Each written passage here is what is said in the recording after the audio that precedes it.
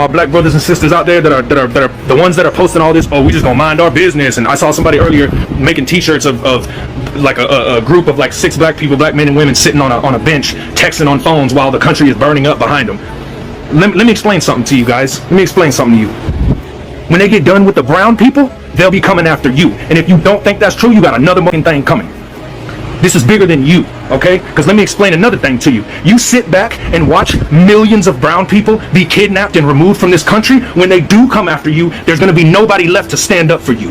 You know what you're saying doesn't make sense when you actually have to cover your face so that you can say something towards black people. And the entire ideation of when they are done with the brown people, they're coming for you. How many times are they going to come for black people?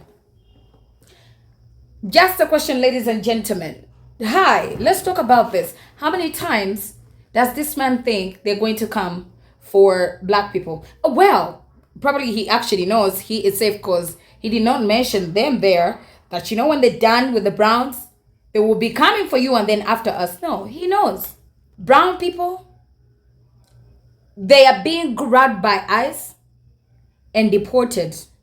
How many have been pew-pewed? How many black people are found on the streets trying even to protest peacefully and they are pew-pewed on site? No questions asked. The fact that even if black people came out to help, they will be the ones that will be pew-pewed.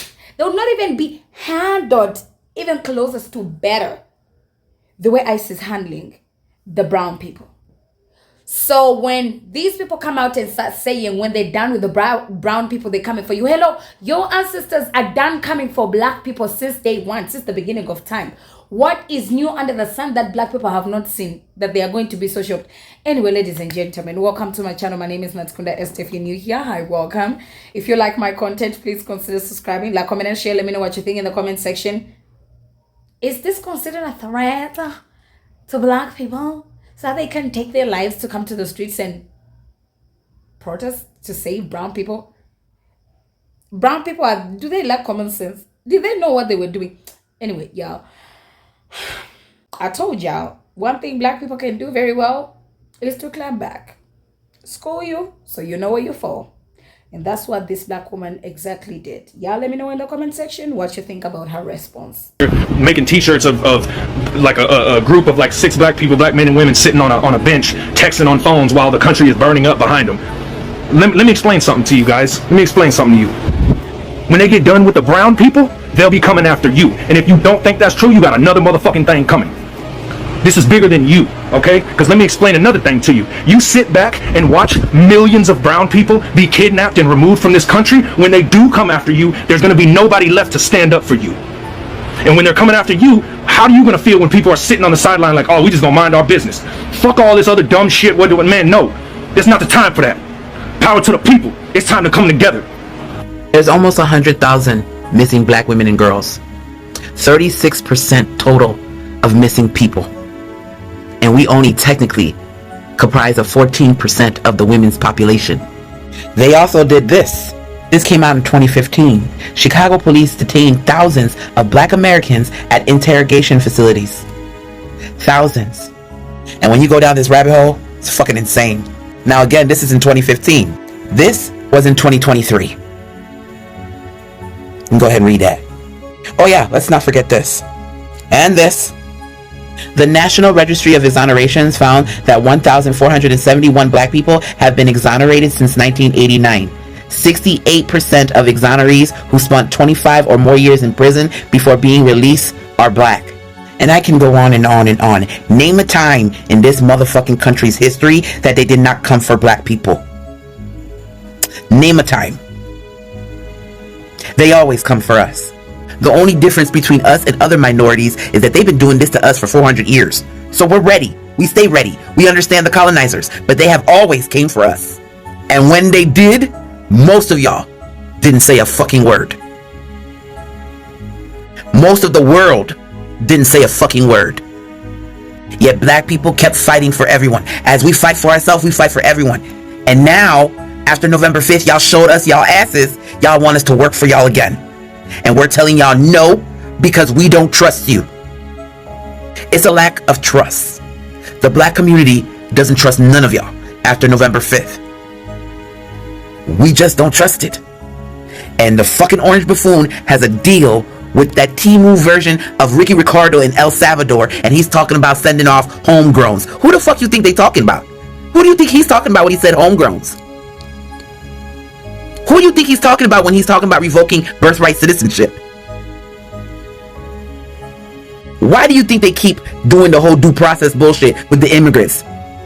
They're testing it out for us. So I ask again, name a time that the system of white supremacy didn't have their foot right on our necks. The majority of protesters in Los Angeles, from what I could see, are non-black.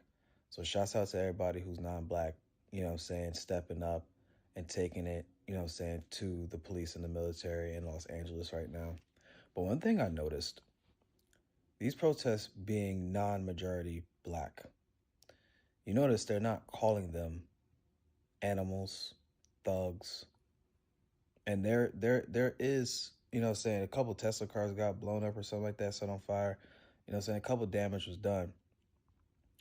But the majority of people are not calling them thugs or criminals or monkeys or looters or whatever they want to call them. Even though 97% of protests are peaceful when they are majority black. Notice that narrative isn't spun with these protests.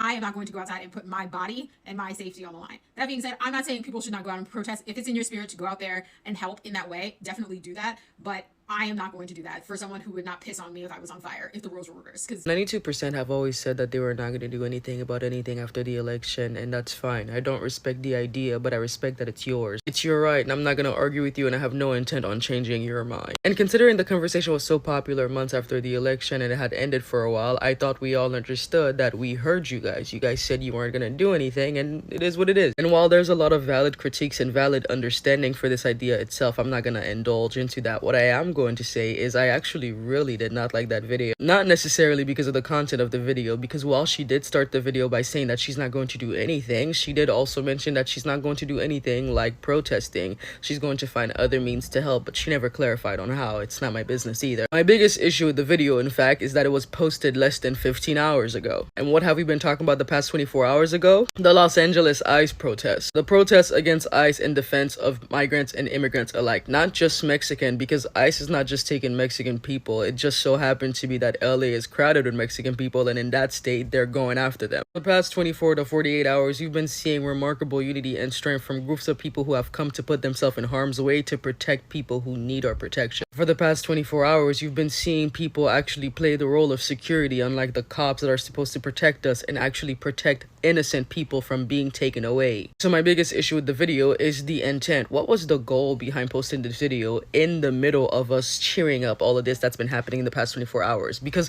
one of the reasons she posted it, and it has to be the only reason she posted it, is because she might have seen those videos too. It's like going to a dance party that you don't want to go to because you have a broken leg, and you come to the dance party, everyone's dancing, and you tell everyone, well, I'm not going to be dancing because I have a broken leg. You already said you weren't going to do it. You guys put your foot down and said, I'm protecting my peace. It is what it is. No one's going to argue with you. Well, I'm not going to argue with you about that anymore. I don't care. But at the same time, there's no need for you to deter people from watching what's actually relevant. Protect your peace and space by yourself, but allow other people to enjoy what's being watched. And while this isn't in any way, shape, or form to dismiss what black people have faced, like anti-blackness and racism in the hands of other communities, including minorities, but in an interesting way, it's like you centered yourself in this predicament even though you want nothing to do with it, as if people were waiting outside your house with microphones asking you, hey, what are you gonna do? And you delivered the shocking news that, again, you're not gonna do nothing, except for maybe support a local Mexican restaurant like somebody mentioned in your comments, which, again, this is your TikTok. I can't really tell you to delete the video. But it's weird because in the past 24 hours, there's been a sight of community, a sense of companionship between people that have been arguing for the past months about this, that, and the third. For the past 24 hours, we saw a sight of community and companionship with a group of people, a cluster of people that's been arguing since after the elections about this, that, and the third. A community driven on protected people who had nothing to do with the elections, people who actually need to be protected. And while I can understand the valid goals that you and anybody else may have with putting yourself at the front lines as a black person, It's far more important for us to see this kind of companionship, community, and allyship happening, so then we can begin to actually work on the internal issues that we have with working with each other, rather than promoting this kind of divisive content once more. And if that's not your cup of tea, then it is what it is. Then taking away moments from the honorable things that we're seeing right now to remind people once again kind of about you, that you're not willing to do anything, that these people have harmed you, and everything else you want to put in between these lines is so harmful and it's so unnecessary. We already know.